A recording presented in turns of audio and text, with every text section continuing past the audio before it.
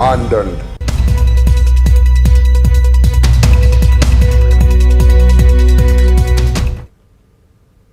नमस्कार, खबर 1 मिनट देख रहे हैं आप। आपके साथ मैं हूं शिप्रा झा। इस बुलेटिन में हम आपको दिखाते हैं हर खबर की पूरी विश्लेषण सिर्फ और सिर्फ 1 मिनट में। तो चलिए शुरू करते हैं खबरों का सिलसिला।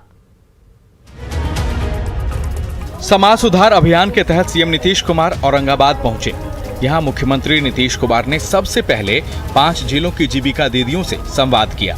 इसके बाद मुख्यमंत्री ने विकास की बात की। नारी सशक्तिकरण की बात करते हुए सीएम ने कहा कि बिहार में महिलाओं के उत्थान के लिए पंचायत और नगर निकाय चुनाव में महिलाओं को 50% आरक्षण दिया है। समाज सुधार अभियान के 6ठे चरण में भी सीएम ने साफ साफ कहा कि शराबबंदी पर नो मर्सी। उन्होंने कहा कि महिलाओं की मांग पर ही राज्य में शराबबंदी कानून का निर्णय लिया गया और शराबबंदी से बिहार में विकास का माहौल बना है। सीएम ने कहा कि गांधी जी हमेशा शराब का विरोध किया करते थे और लोग भी राष्ट्रपिता की भावना का कद्र करें। शराबबंदी पर अगर कोई बायां दायां करता है तो उसे समझाएं। ऐसे लोग खुद को काबिल समझते हैं और समझाने पर भी अगर ऐसे लोग नहीं मानते हैं तो पुलिस को खबर कीजिए। ऐसे लोगों पर कार्रवाई होगी।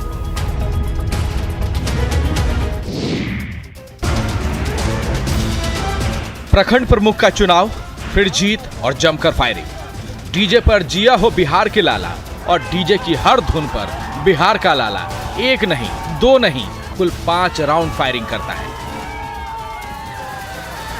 भीड़ हर फायरिंग पर युवक का हौसला बढ़ा रही है और हर हौसले से राइफल से फायरिंग करने वाला युवक कानून का तमाशा बना रहा है। मानो उसे किसी का खौफ नहीं।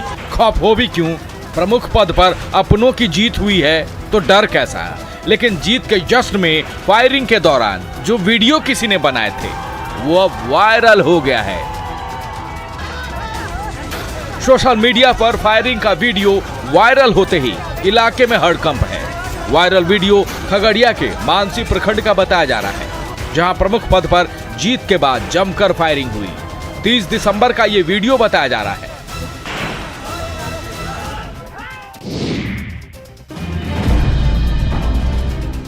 पटना में कड़ाके की ठंड और ठिठुरन ने लोगों की मुश्किलें बढ़ा दी है।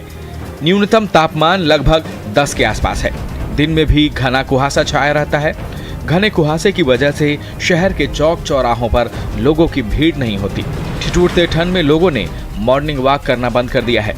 कड़ाके की ठंड और शीतलहर के बढ़ते प्रभाव को देखते हुए प्रदेश के स्कूलों में 8वीं तक की कक्षाएं 8 जनवरी तक के लिए बंद कर दी गई है। पटना में तो घने कुहासे की वजह से सड़क पर गाड़ियों की रफ्तार कम हो गई है। दरअसल घने कोहरे के कारण विजिबिलिटी काफी कम हो गई है। पटना के बेली रोड पर विजिबिलिटी मुश्किल से 50 मीटर भी ठीक से नहीं है। घने कुहासे की वजह से दिन में भी गाड़ियों की लाइट जलानी पड़ रही है। कुहासे की वजह से सड़क दुर्घटना होने की भी संभावना बढ़ गई है। शीतलहर, घना कुहासा और तापमान में लगातार हो रही गिरावट से जनजीवन अस्त व्यस्त है।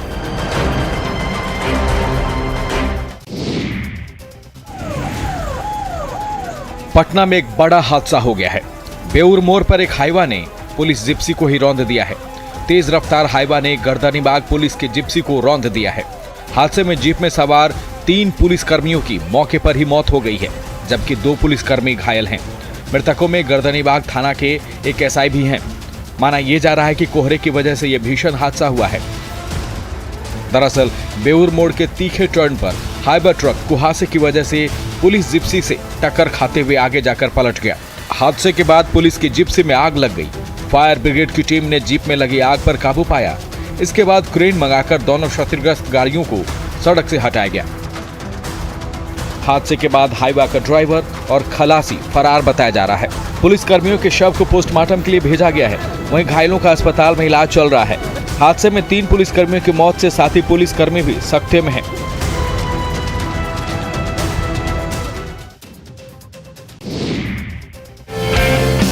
हाड़ कपाने वाली ठंड में पूरा शरीर जमा जा रहा है। बढ़ती कनकनी से दम निकला जा रहा है। इस ठिठुरन में कड़क चाय की प्याली आपके सामने हाजिर हो जाए तो फिर क्या कहना। कुहासे में लिपटी छपरा की सुबह और शाम इन दिनों गर्मा गर्म चाय की चुस्की के साथ ही गुजर रही है। तभी तो सुबह की पहली किरण पड़ते ही चौक चौराहों के टी स्टॉल पर जैसे ही कड़क चाय उबलने लगती है, चाय की चुस्कियों के शौकीन का तांता लग जाता है। इन दिनों जैसे जैसे पारा नीचे लुढ़कता जा रहा है, वैसे वैसे छपरा वासियों की जिंदगी में मुश्किलें बढ़ती जा रही है। सुबह होते ही धुंध का सफेद साया हर तरफ पसरने लगता है और सर्द हवा के थपेड़े कुछ ज्यादा ही कनकनी बढ़ा देते हैं। ऐसे समय में ठंड के मारे छपरा के बाशिंदे बेचारे सर्दी भगाने के लिए दौड़े भागे टी स्टॉल पर पहुंच जाते हैं और कड़क चाय का लुत्फ उठाने लगते हैं। कोरोना के फैलते संक्रमण के बावजूद मुंगेर के लोगों में मानो कोई खौफ ही नहीं है। माना कि मजबूरी है खाद लेने की, लेकिन मजबूरी में की जा रही ये लापरवाही ही भारी पड़ सकती है। तारापुर अनुमंडल में खाद लेने के लिए किसानों की भीड़ उमड़ी है। मजबूरी भी है कि खेती का समय है, खाद की किल्लत है, इसलिए सबको खाद लेना है। लेकिन मास्क नहीं पहनना और सोशल डिस्टेंसिंग का पालन नहीं करना इन ग्रामीणों को भारी पड़ सकता है। जान जोखिम में डालकर और लापरवाही बरतते हुए ये ग्रामीण खाद ले रहे हैं। ठीक है कि खाद की दिक्कत है, लेकिन मास्क तो पहना जा सकता है, सोशल डिस्टेंसिंग का पालन किया जा सकता है। लेकिन खाद लेने के लिए ये सब भूल रहे हैं, वो भी तब जब जिला प्रशासन की ओर से माइकिंग कर लोगों को कोरोना से आगाह किया जा रहा है, मास्क पहनने की अपील की जा रही है, सोशल डिस्टेंसिंग का पालन करने की अपील की जा रही है। दुकानदारों को साफ निर्देश है कि मास्क नहीं पहनने वाले ग्राहकों को सामान नहीं दें। बावजूद इसके कई इलाकों से लापरवाही की तस्वीर सामने आ रही है।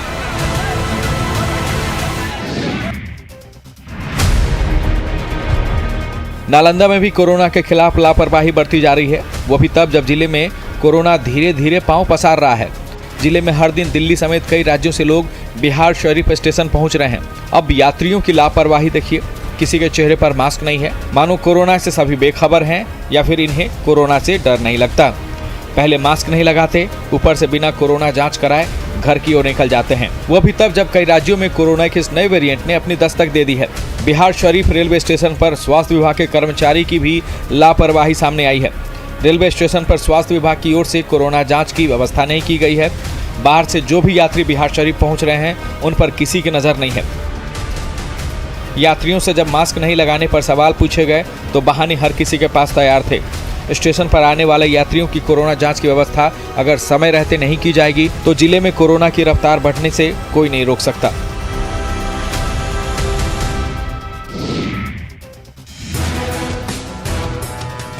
झारखंड में भी कोरोना का संक्रमण तेजी से पांव पसार रहा है। राज्य के कई जिलों में कोरोना के नए मरीज फिर से बढ़ने लगे हैं और कोरोना की इस रफ्तार को देखते हुए प्रसिद्ध तीर्थ स्थल बासुकीनाथ धाम को लेकर अहम फैसला लिया गया है।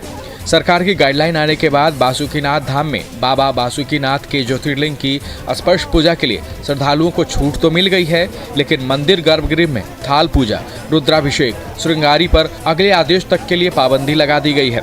यानी बासुकीनाथ में अब ज्योतिर्लिंग की स्पर्श पूजा छोड़कर पूजा अर्चना की तमाम विधियों को बंद कर दिया गया है। मंदिर में श्रद्धालुओं की भीड़ और उस भीड़ से फैलने वाले कोरोना की रफ्तार को रोकने के लिए ऐसा फैसला लिया गया है। स्थानीय प्रशासन के साथ पंडा पुरोहितों की एक बैठक में यह निर्णय लिया गया है। हालांकि बासुकीनाथ धाम में श्रद्धालुओं की भीड़ बढ़ने पर अर्घा व्यवस्था करने की बात जरूर कही गई है। संक्रमण की रफ्तार बढ़ने से पहले ऐसा फैसला लिया गया है।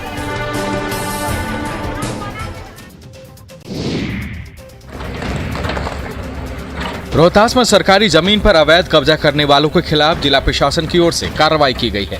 सरकारी जमीन पर अतिक्रमण करने वालों के खिलाफ जेसीबी चलाई गई है।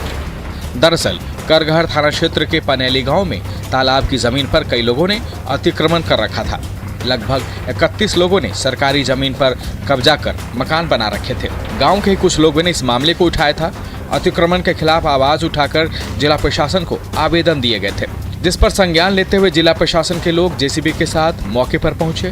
भारी संख्या में पुलिस बल और अधिकारियों की मौजूदगी में अतिक्रमण कर बनाए गए मकानों को जेसीबी से तोड़ा गया।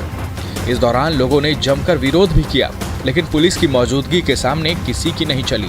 बता दें कि जिले में सख्ती से अतिक्रमण हटाओ अभियान चलाए जा रहे हैं। अतिक्रमण हटाने का मकसद ये भी है कि जल जीवन हरियाली योजना के तहत जल स्रोतों को मुक्त कराया जाए। सरकार की ओर से इसके लिए अभियान भी चलाए जा रहे हैं।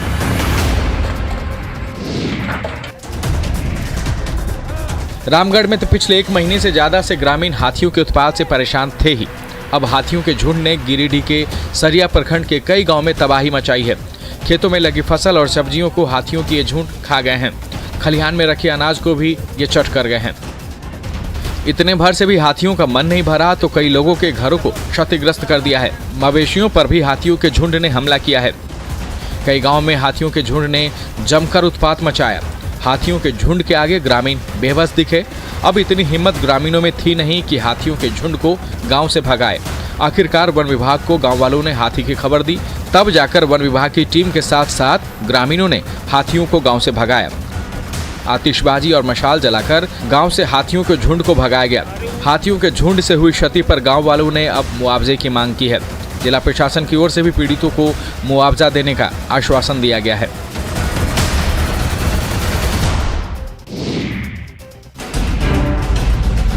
बिहार के कई इलाकों में अब तक नीलगाय से ग्रामीण परेशान रहते थे। ग्रामीणों की शिकायतें ये होती थी कि नीलगाय खेतों में लगी फसलों को खा जाती है, लेकिन जिस नीलगाय से लोग परेशान रहते हैं उसी नीलगाय को परेशान देख गया के लोगों से रहा नहीं गया। काफी मशक्कत के बाद ग्रामीणों ने एक नीलगाय की जान बचाई, उसे एक नई जिंदगी दी, ये जानते हुए भी कि फिर से ही खेतों में लगी फसलों को बर्बाद कर देगा। दरअसल गरवा प्रखंड के नौवाखाप गांव के पास खेत में चरते चरते एक नीलगाय 20 फीट गहरे कुएं में गिर गई। कुएं में पानी नहीं था तो यहाँ पानी से वो बच गई, लेकिन अब 20 फीट कुएं से निकले कैसे? कुएं से वो नीलगाय अपनी जान बचाने के लिए चिल्लाती रही। नीलगाय की शोर पर ग्रामीण मौके पर पहुंचे। कुएं में नीलगाय की हालत देख लोगों से रहा नहीं गया। रस्सी के सहारे ग्रामीणों ने नीलगाय को कड़ी मशक्कत के बाद कुएं से बाहर निकाला।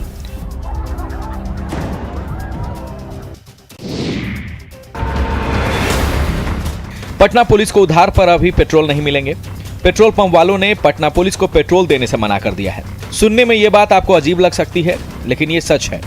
दरअसल पटना पुलिस आर ब्लॉक के जिस गैसोलीन सर्विस पेट्रोल स्टेशन से उधार का पेट्रोल भरवाती थी, और अब उधार पर पेट्रोल का ये पैसा करोड़ों में जा चुका है। पुलिस पर पेट्रोल का बकाया 5 करोड़ से ज्यादा का हो गया है, जिसके बाद पेट्रोल पंप मालिक ने हाथ खड़े कर दिए हैं और अब पुलिस की गाड़ियों में तेल डालने से इनकार कर दिया है। अब इतनी बड़ी रकम तुरंत देना पटना पुलिस के लिए शायद मुमकिन नहीं। जिला प्रशासन ने उधार की राशि भुगतान के लिए पेट्रोल पंप के मालिक से 15 दिनों की मोहलत मांगी है। अब उधार वाली पेट्रोल बंद होने से पटना पुलिस को परेशानी हो गई है। जवानों का कहना है कि गश्ती वाली गाड़ी में अगर पेट्रोल नहीं होंगे तो गश्ती होगी कैसे? सड़कों पर पुलिस की गाड़ी दौड़ेगी कैसे? अब देखने वाली बात यह होगी कि उधार चुकाने के लिए 15 दिन की मोहलत के बीच पेट्रोल पंप वाले पुलिस को पेट्रोल देती है या नहीं। झारखंड के कई इलाकों में मरीजों को अस्पताल में दवाएं नहीं मिलने की शिकायतें आती ही रहती है। हाल ये है कि मरीजों के परिजन बाजार से दवा खरीदने को मजबूर हो जाते हैं, लेकिन बोकारो सदर अस्पताल में लाखों की जीवन रक्षक दवाएं टॉयलेट में बंद कर सड़ा दी गई है। ये सारी दवाइयां पेटियों में बंद थी, जमीन पर फेंकी हुई थी और सभी एक्सपायर्ड हो चुकी थी। बोकारो सदर अस्पताल के वार्ड के बगल में एक टॉयलेट में भरकर इन सभी जीवन रक्षक दवाइयों को एक्सपायर कर दिया गया। हद तो तब हो गई जब अस्पताल के उपाधीक्षक को भी इसकी जानकारी नहीं। उन्होंने तो टॉयलेट में इन एक्सपायरी दवाइयों को रखे होने से इनकार कर दिया।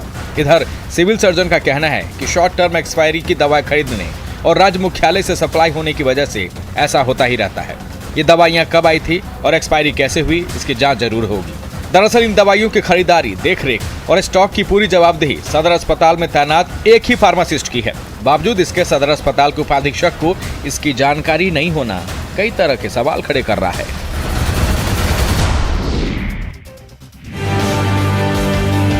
गोड्डा के सुंदर पहाड़ी का धानीगोड़ा गांव अपनी बदहाली पर आंसू बहा रहा है। सीएम के विधानसभा क्षेत्र के इस गांव का अगर हाल ऐसा है, जहां लोगों को पानी, बिजली और सड़क नहीं है, तो अन्य जगहों पर सुविधाओं की हकीकत का अंदाजा लगाना मुश्किल नहीं है। जिस इलाके ने राज्य को मुख्यमंत्री दिया हो, वहां के लोग मूलभूत सुविधाओं से वंचित रहे तो सवाल उठेंगे ही। गांव के लोगों को सरकारी सुविधाएं नहीं मिलती। मुख्य सड़क से महज 3 किलोमीटर दूर जंगल में बसे इस गांव में विकास की रोशनी नहीं पहुंच सकी है। अभी भी गांव के लोग नदियों का पानी पीने को मजबूर हैं। पहाड़ों से निकलने वाली पानी ही गांव के लोग पीते हैं, और ये पानी स्वास्थ्य के लिए कैसा होगा वो खुद सोच लीजिए। अब स्वास्थ्य से भी देख लीजिए, गांव में अस्पताल है नहीं। आज भी गांव में बिजली नहीं पहुंच सकी है। गांव के कुछ लोगों के पास सोलर प्लेट जरूर है, लेकिन ऐसे चंद लोग ही हैं, यानी अंधेरे में जिंदगी। पानी, बिजली, सड़क और सरकारी योजनाओं के लिए यहाँ के लोग तरस रहे हैं।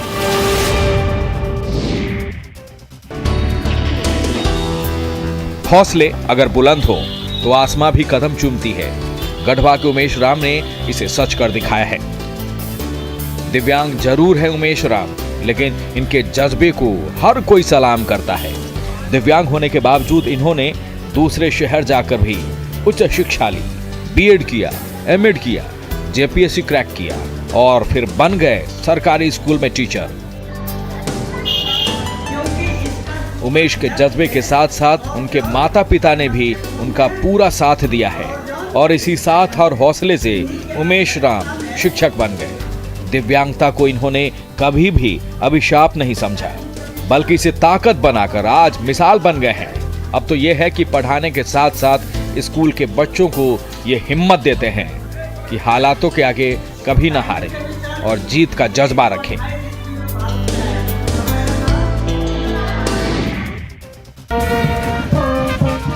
बाढ़ अनुमंडल के मोकामा प्रखंड के औंटा में राज्य स्तरीय कबड्डी प्रतियोगिता का आयोजन किया गया है। बिहार सरकार के शिक्षा मंत्री विजय चौधरी ने दीप प्रज्वलित कर कबड्डी के इस प्रतियोगिता का शुभारंभ किया। मेजबान टीम पटना के साथ प्रतियोगिता में बेगूसराय, लखीसराय, बक्सर, सीतामढ़ी, गया और सारण की महिला और पुरुष की टीम शामिल हुई है। गोल्ड चैंपियनशिप नाम से इस 3 दिवसीय टूर्नामेंट में खिलाड़ी अपनी प्रतिभा का लोहा मनमाने मैदान में दमखम दिखाते नजर आ रहे हैं। पहले दिन महिला टीम पटना ने वैशाली की टीम को 51-5 से शिकस्त दी है। दूसरी तरफ सीतामढ़ी ने गया को 41-8 अंक से पछाड़ा है। खिलाड़ियों के हर पटखनी पर लोगों ने खूब तालियां बजाकर उनका उत्साह बढ़ाया। कबड्डी के हर दाव पेच एक खिलाड़ी दूसरे खिलाड़ी पर आजमाती नजर आ रही थी। राज्य स्तरीय कबड्डी प्रतियोगिता का मकसद है कि राज्य में कबड्डी को बढ़ावा मिले, राष्ट्रीय स्तर पर बिहार के खिलाड़ियों को मौका मिले।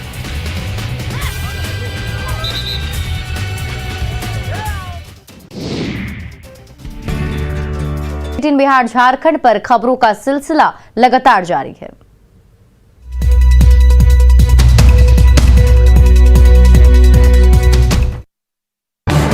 इस न्यूज